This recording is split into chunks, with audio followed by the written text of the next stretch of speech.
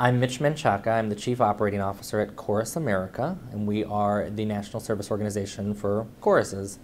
And I do the operations, the day-to-day work, but also oversee program services and membership.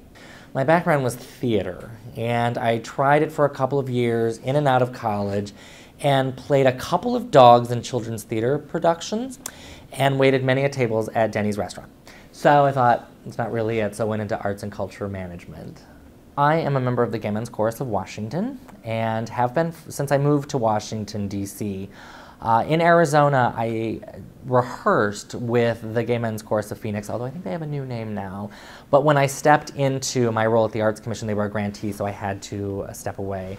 So I have just been on the singing end of the choruses, and then when I came to Chorus America, I was invited to last year's Leadership Symposium to talk about Chorus America to GALA members, and really to try to bridge a deeper relationship between the two organizations. And I'm really excited about some of the work that GALA and Chorus America are going to be doing in the next year. So now also as a singing member, whenever GALA choruses come up in rehearsals, I have a deeper appreciation being in a GALA chorus. And it's also useful both at GALA activities and with Chorus America to come from a place as a singer within a chorus, to know sort of that aspect of what happens in the rehearsal room and also what happens in the management and the artistic side. One thing I always say to organizations applying for funds is don't chase money. Just because you hear of an opportunity doesn't mean it might be the right one. Really look at the guidelines, talk to a program officer within the foundation or the grant-making organization, and just have a conversation about what your organization does, the programs and services it offers, and is it in line? Because I find that so many times arts organizations apply for grants that they're not really eligible for, or it's not a good fit, and so they've wasted some time there.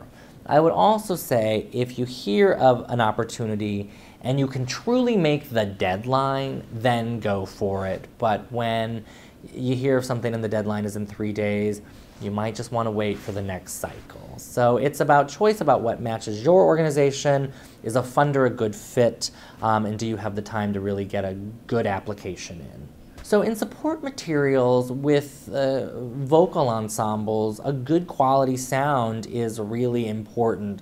So clarity, and if there's videos, remind your singers that they're going to be videotaped so that there's bright smiles, it looks engaging, so that a panelist doesn't say this is the most boring thing I've ever seen or heard in my life. With applications in general, I would just have arts organizations have somebody who's not within the organization, maybe a family member, a loved one, a friend, just read the application and say, does this make sense to you? Is it grammatically right? There's always a panelist that will look at grammatical errors and judge on that. The other mishap is budgets, and choruses sometimes have small budgets, but really knowing the ins and outs of your accounting, even if it's done on an Excel spreadsheet, but knowing, sure, we had a deficit last year, but we made it up. We had a big surplus, but we're holding that into restricted cash, and telling that story in the application. So the application will be everything from the narrative to your purpose in life to that budget to support material. So it's all one thread that really pulls the entire package together.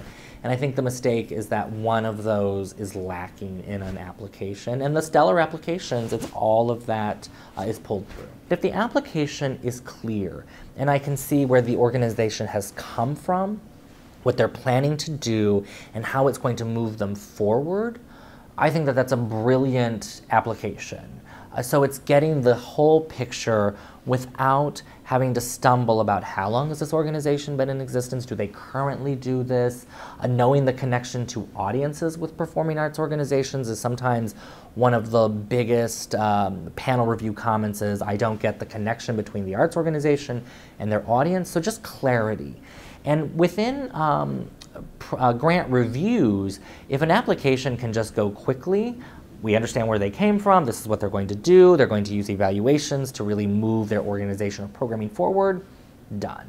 But it's when you have to get into the details of having to make things up is when an application can really have some issues in the review process. So clarity, and again, even asking your mother, does this make sense? I know it's silly, but if your mom says, I don't get it, the review panelists aren't going to get it.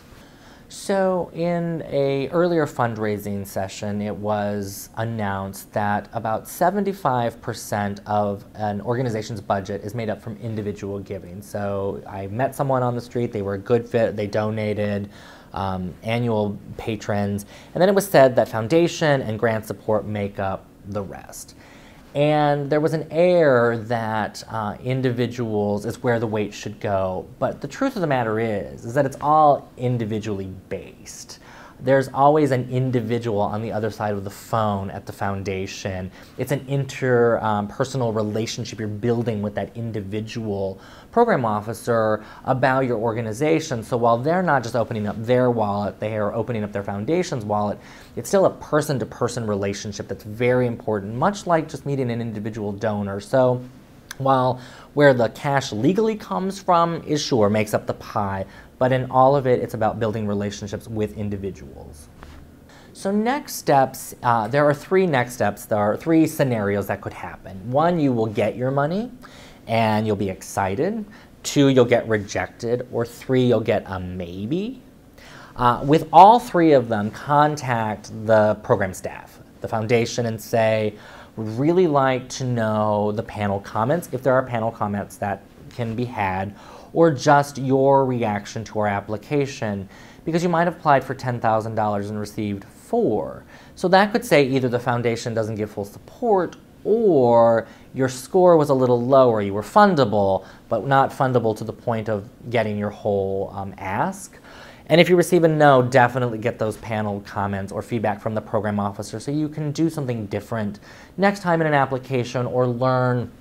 And panel comments can be everything from really big picture of don't get a connection with the organization and audience to you're an arts organization applying for guest artist support, but you didn't list any guest artists. So knowing those. The maybe comes to say, we fund new commissions, but it has to be for children and youth work only. So we think your organization can do it, but will you do a children and youth commission? And that's for the organization to say, it fits in line with our mission, or it doesn't, and you can make the call whether to say yes or no to receiving funding. So those are the three scenarios, but in all of them, contact the program officer for panel review or staff review. So what I think is interesting about GALA members is a Gala Chorus can have two parts to their mission.